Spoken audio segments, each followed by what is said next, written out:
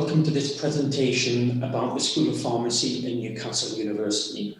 The city of Newcastle upon Tyne is located in the northeast of England, and the university is a large university which has a wide portfolio of subjects available. My name is Mark Ashton, and I am one of the admissions tutors based in the School of Pharmacy. And over the course of the next 5 or 10 minutes, I'm going to talk to you about different aspects of the provision that we have at Newcastle University. So I guess a good place to start is really to think about what roles the pharmacists perform in the UK. And where we find pharmacists engaged is in areas like hospital pharmacy, community pharmacy, which would be things like your high street shop, primary care, which would be things like GP surgeries, and public health roles, for example, with national public health bodies, something like Public Health England. However, we can also find pharmacists working in the pharmaceutical industry. And indeed, in previous years, a few of our graduates have gone on to roles in the pharmaceutical industry. We can also find our pharmacists in healthcare planning roles, and of course, pharmacists can enter academic roles. Hello, I'm Dr. Charlotte Richardson, and I'm a lecturer at the School of Pharmacy at Newcastle University. I'm also a pharmacist by training and background, and I'm going to be talking through this short video today, just explaining what a pharmacist is, what a pharmacist might do as part of their daily work, and where might a pharmacist work. So pharmacists are the experts in medicines, and they can be involved in the discovery, manufacture, use and supply of medicinal products, and as part of that they can work within a range of different settings.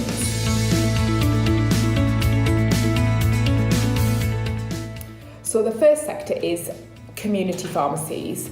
I'm sure you will have all seen and been in a community pharmacy on your local high street, and as part of that, all community pharmacies have to have a pharmacist present to supply medicines and medicinal products to patients and members of the public.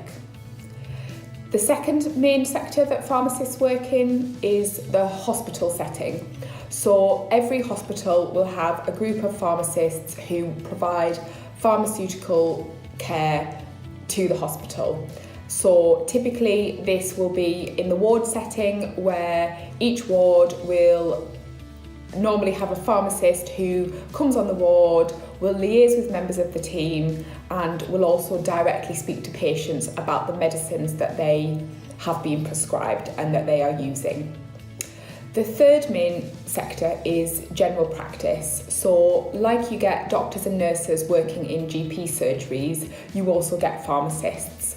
And pharmacists can do a couple of different things within this setting. So they might run clinics and see patients for appointments about particular ailments and conditions, and also they help with the broader running of GP surgeries in terms of prescribing advice and helping the other members of the team to prescribe in a more efficient and safer way.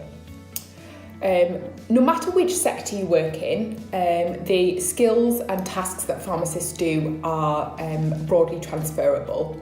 So wherever you work, you will be the one that is responsible for the pharmaceutical care and use of medicines within that setting.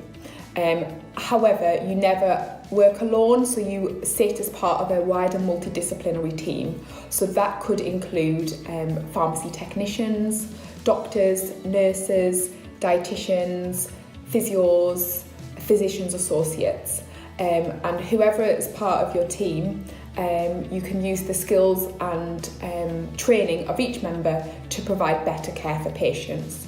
And within that setting, the pharmacist usually is responsible for all of the medicine-related issues and queries. So one example might be a doctor diagnoses a patient with a particular condition, and they might then have to ask the pharmacist, which medicine do you think is most appropriate in this instance for this patient? And the pharmacist will look into it, and together they'll decide on a plan for the patient. Maybe then if the patient was in the hospital, you might also have a nurse saying, we've decided to give this particular injection, how should I give it? So then you also have to think about delivery of the medicine and how to actually administer it. And thirdly, also directly interacting with the patient, so relaying all of this information about a medicine to a patient to ensure that they can use it correctly. So the broad principles of this that pharmacists think about is it the right medicine for the right patient and for the right condition, okay? And within that, is it in the right form? So a tablet, a cream, an injection, there's lots of different forms of medicine. And is the patient aware of when to take the medicine, how to use the medicine, and all of the additional information to ensure that that patient can use the medicine correctly and ultimately resolve the issue or manage the issue that they've been prescribed the medicine for. So thank you to Charlotte for that very useful overview of the roles that pharmacists can occupy in the UK. Now I'd like to just talk about a typical student in the School of Pharmacy at Newcastle University. So what sort of things are we looking for those applicants? In terms of academic subjects, students must have chemistry at an appropriate level, and then we want 2 additional science subjects. The specific entry requirements for Lithuania are available via our website, and there is a link to the website there. But what you can see is that in the BA, we're looking at 8.5 overall, plus 80% average in 3-state or school matura, as being comparable to our normal standard entry tariff, which would be 2 A's and a B at A level. A final thing to draw your attention to is within the UK, students must also comply with something called fitness to practice. Fitness to practice is a system which is around ensuring patient safety, and it's a system that's enforced by the regulator. The professional regulator in the UK is called the General Pharmaceutical Council of Great Britain, and they set standards that students training to be pharmacists and pharmacists that are working professionally must adhere to. And those standards are around ensuring patient safety. Further information regarding the fitness to practice regulations are available from the General Pharmaceutical Council website, but also you can find more information about those requirements on our website. And also, of course, you can drop me an email and my details will be at the end of the presentation. So the programme in the School of Pharmacy in Newcastle is a 4-year degree, and what we can see is an overview of the structure of that degree programme. So in first year, students will study the fundamentals of pharmacy and also begin to integrate that fundamental science with the role of being a pharmacist. In stage 2, students will go on to study what we would call body systems. So, for example, in stage 2, students will learn about all aspects of the cardiovascular system. So that will be normal physiology, diseased physiology, and the therapeutic interventions for those disease states. Stage 3 is, again, centered around body systems, but really now starts to look at some of the clinical decision-making processes, and also start to look at some topics around drug delivery and the development of medicines. And finally, at stage 4, students undertake a research project, and students can opt to do a research project in any department within the Faculty of Medical Sciences. So students can stay within the School of Pharmacy and work with staff based in the school, or they could work with staff that are based in one of the faculty's research institutes. And then the final module, it's stage 4, so the last year of the pharmacy degree. That final module is around management of complex patients. So some of the material that's delivered in stage 4 is, for example, around oncology and infectious diseases, more complicated aspects of patient care. We also have at Newcastle, we have what's called interprofessional education. So we're quite fortunate in that the School of Pharmacy at Newcastle sits within a large medical faculty, and hence our students have some sessions in which they're co-taught with medical students or dental students or students from psychology.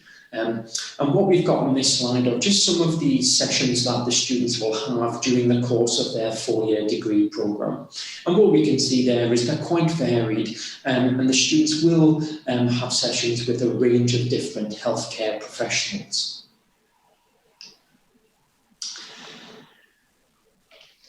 And I guess an important question really is around what makes the subject special at Newcastle. And without doubt, one of the main things that makes the teaching at Newcastle special is our clinical training. So we are very fortunate in that we have 2 very large hospitals within the city. One is called the Royal Victoria Infirmary, and the other is called the Freeman Hospital. And basically, our students receive their clinical training between the 2 hospitals. So starting from stage 2 of the programme and running right through up into stage 4, the students will be based in both of those hospitals and will undertake different rotations within the hospitals to learn about different aspects of patient care. We also have a partnership with the City Council, which is around public health, and we also have input from members of pharmacy staff that are based at the RVI, but work in what's called the Specialist Production Unit. So that's a unit that produces specialist medicines and different types of formulations for use with different patient populations. And those staff contribute to the programme in various ways. And really, as I said, one of the key things about the programme at Newcastle is that clinical teaching, what we would call experiential learning. And on this slide, I just have an overview of what we do at stages 2, 3 and 4. But I'm now going to hand over to my colleague, Dr. Adam Todd, who oversees that provision, and he can give a little bit more detail as to the work that we're doing with our students in those hospitals. Hello everybody, my name's Adam Todd. I'm a member of academic staff in the School of Pharmacy, as well as the Deputy Head of School. I'm also a pharmacist.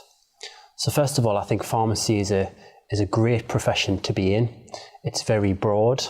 It can range from understanding how medications are made to how medications are used safely and appropriately in clinical practice. So overall, if you're a pharmacist, you are an expert in how medicines are made, how medicines are used, and how medicines can ultimately benefit patients. It's a really exciting time at the moment to be a pharmacist. It's very much a role that's changing rapidly as more and more medicines are being used and more medicines are being discovered to treat and prevent diseases from occurring in the future. Now is a really great time to be a pharmacist. And at Newcastle, we feel as though we really prepare our graduates for the challenges of working in future as a pharmacy professional. So one of the things that we do is we have a bespoke placement opportunity for our students where we partner or work in partnership with the local hospitals, so the RVI and the Freeman Hospital, where we have very specialist practices, big tertiary care centres going on. So our students work from the beginning in these large hospital trusts where they are involved in advising patients about how to appropriately and safely use their medication. They have a lot of roles where they support the pharmaceutical care of patients throughout. And that's a really innovative way to teach pharmacy and also best prepare our students for the future challenges of the pharmacy profession. A real benefit of studying pharmacy at Newcastle University is that the School of Pharmacy is based in the Faculty of Medical Sciences. So pharmacy students are based alongside other student healthcare professionals, including medicine and dentistry students. So we arrange educational activities where our pharmacy students will work alongside other students to solve complex problems. And that's really important because that mirrors the future role of a pharmacist working as part of a bigger multidisciplinary team to improve the care of patients.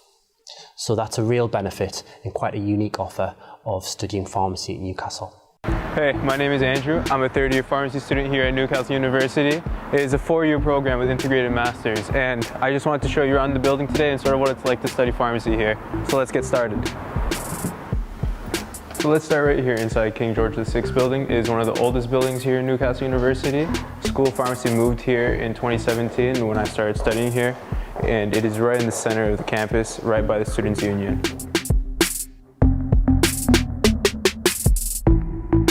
So this is one of the 2 labs that we have here inside the King George building. You can tell how much money was invested in them when they were refurbished just a couple of years ago. You're in the labs a lot in your first couple of years of the program as it's a really hands-on course. And it's really cool to experiment some of the things that you learn inside your lectures in these labs. So this is the school office. This is where you go whenever you need help. The team are great. And this is Laura. She's the president of Farmacijos, and she'll tell you a little bit more about that now. So I'm Pharmacijos. It's a society that's run by students for other students. We run all sorts of things. We've put in loads and loads of changes. So we've now got netball teams, football teams. We do academic help sessions for every single assignment. We're putting in numeracy mock exams so people feel more prepared for that. The School of Pharmacy is also just across the street from the RVI, one of the largest hospitals in the UK. You spend time here on placements and you spend time on the wards with the patients and counseling them, and it's really good for your training. So my name's Adam Todd. I'm an academic within the School of Pharmacy. And perhaps one of the unique things about the Newcastle Pharmacy course is our structured work-based learning programme. So in stage 2 of the course, students spend some time in the RVI hospital where they learn about safe medicine supply and also how to appropriately assess and check medicines to make sure they're safe for patients to use. This is a real advantage for the Newcastle course because it exposes students to a busy hospital environment. So this is the clinical skills lab inside of the medical school. You're in here every year of the program and you get to practice clinical situations with actors before having to carry them out in a real world setting in the hospital in the 3rd-year placements. It's good practice for the placements and also for your OSCE, which is the end of the year exam. And also in 1st year, you have about 6 sessions of anatomy in the anatomy lab just next to this. Great, so that's the end of our tour. I hope to see you here in the future. Thanks. And thank you to Andrew there for providing that tour of the School of Pharmacy and the Faculty of Medical Sciences. To finish off the video, there's a couple of things I'd just like to mention. One is recognition of professional qualifications outside of the UK. As I'm sure you're probably aware, from the 1st of January 2021, there is a change in the way those professional qualifications are recognised by countries outside of the UK. More information regarding the details is available through our website, and there is a link there on the slide. So in conclusion, I hope that this video has given you an insight into the fantastic education we are able to offer students within the School of Pharmacy. We have a very high standard of clinical training on the programme here at Newcastle University, and we produce graduates that are focused on delivering patient-centred care. In terms of destination of our graduates, many go into hospital pharmacy, some go into community pharmacy, and some have indeed gone to employment with companies in the pharmaceutical industry, such as AstraZeneca or GlaxoSmithKline. If you do have any further questions regarding the programme here at Newcastle, please do get in touch with myself. My details are available there on the slide, and there's also a link to the degree page. Finally, I'd like to say that I wish you the best of luck with your future studies, and I look forward to welcoming some of you to the programme here at Newcastle.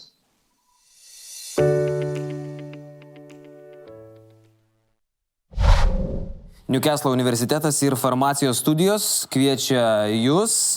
Nerijus, kaip suprantu, irgi labai kviečia į šitas studijas, nes jisai yra giliai širdyje farmacininkas. Labai geras kampas, Karoli. Iš tikrųjų, jeigu atvirai, kada studijavau, teko gyventi su 2 farmacininkais. Ir visą laiką man keldavo nuostatą, kiek iš tikrųjų daug turiu ruoštis tiesiog eiliniam koliui farmacininkas. Ir jeigu aš įsivaizduodavau, kad pas mus egzaminai labai sudėtingi ir panašiai, kad ten reikia daug ruoštis, tai pamatęs, kaip ruošiasi farmacininkai, sakiau, kad pas mus labai easy viskas. Tai taip, kad farmacija tikrai kaip sritis, kaip specialybė turbūt nėra tokia paprasta, tikrai mokslo yra daug ir jeigu tikrai esat pasiruošę daug ir skaityti, farmacija gali būti jūsų sritis. Bet farmacija nuo medicinos, iš esmės, skirtumas yra turbūt nemenkas. Čia labiau kalba apie vaistus, apie jų gamybą, apie tyrimus. Toks labai gilus, turbūt net kai kuriais atvejais gal net ir gilesnis mokslas už tam tikrą mediciną galėtų būti. Be abejo, Karoli, kad farmacija yra tokia, žinai, kaip medicinos atšaka. Bet kas yra nuostabu, tai kad jeigu mes kalbėsime apie pačią mediciną ir žmonės tie, kurie planuoja, ir daug tokių konsultacijų būna, kad 12-okai, 11-okai, 10-okai su tėvais ateina ir sako, norim studijuoti mediciną užsienyje. Ir tada tenka jos nuliūdinti, kad mediciną nelabai rasit kur studijuoti užsienyje, dėl to, kad pirmiausiai netitiks lietuviškas brandos atestatas, tai tikrai tada visą laiką sakau, kad tie, kurie planuoja studijuoti mediciną, tai reikia daryti Lietuvoje, bet medicinos atšakas, kaip farmacija, biotechnologijas, bioscience ir panašiai, tikrai tas specialybės galima studijuoti užsienyje. Ir kalbant konkrečiai apie Newcastle Universitetą, tai tikrai yra tekę lankyti universitetą 2 kartus ir teko būti farmacijos katedroje. Kaip tai atrodo, tai tikrai visą laiką sakau, turbūt kaip ir apie daugelį programų, kad yra labai praktinis mokymas, kad tikrai daug dalykų daro ir tam pačiam vaistų kūrime yra supažindinami. Lygiai taip pačiai turi daug praktinių mokymų, tikrai yra tekę matyti universitete, kad turi tokią kaip imituotą vaistinę, kur realiai, ta prasme, kaip realiai veikianti vaistinė, kur tas darbas, turbūt procesas, jisai, sakau, turbūt ne tik tai ta teorinė dalim, bet ir praktinė dalim. Vaistinė, jinai iš tikrųjų atlieka funkciją kaip vaistinė? Ne, Karoli, jinai tokia kaip demo versija yra padaryta, kur realiai patys studentai kaip ir administruoja, kaip ir ateina, pavyzdžiui, tu gali būti klientas, vienas iš mano, reiškia, mes 2 studentai, tu gali būti kaip ir klientas, aš vaistininkas, tu atsineši pas mane receptą, aš peržiūriu receptą, turiu surasti atitinkamus vaistus ir panašiai. Farmacijos studijos Newcastle Universitete buvo pristatomos šiandieną, nors tai turbūt toli gražu ne vienintelis dalykas, ką tokio didžio universitete būtų galima studijuoti. Čia ir yra tas jau didysis universitetas, aš apie jį mažai žinau, kur mes sakėm, kad 30 000 ir daugiau studentų yra. Newcastle nebus 30 000, jis tikrai pakankamai didelis, dabar reikėtų patikslinti informaciją, nenori tikrai sumeluoti skaičiaus, dėl to, kad reikėtų skaičiuoti ir bakalaurą, ir magistrą, kad matyti bendrą skaičių.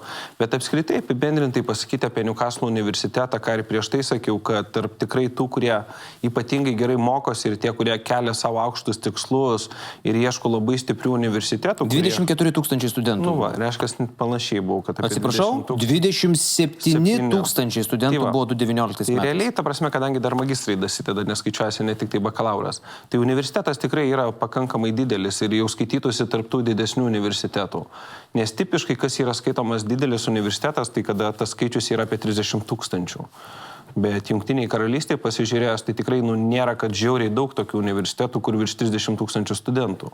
Taip skamba įspūdingai. Jo, bet pats universitetas, ką nori pasakyti, Karolė, ir daug kalbant apie visus tos dalykus, investicijas, man yra tekę prieš kokius, sakyčiau, 5 metus lankytis universitete.